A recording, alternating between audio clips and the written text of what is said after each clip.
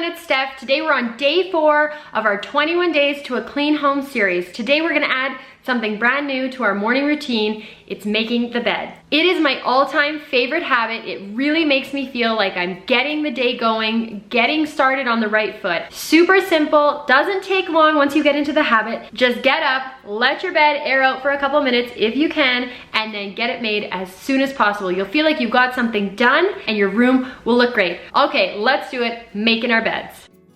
Okay, so one thing you're probably gonna notice about my bed is I don't have extra pillows, I don't have any of those fancy extra blankets. It's super basic, and I keep it this way for a reason, because it only takes me between 30 seconds to a minute to make it every day. And to be honest, if I had all those fancy pillows, they would be on the floor. I do, however, have to keep an extra blanket on the bed because we live in northern Canada and it is already freezing at night. So if you've got fancy pillows you're not putting on your bed anyways, why don't you take a little break from them and we'll get back to fancy pillow land when you're making your bed every single day. There we go, I'm all done. Doesn't take long, keep it super simple, just get it done first thing in the morning.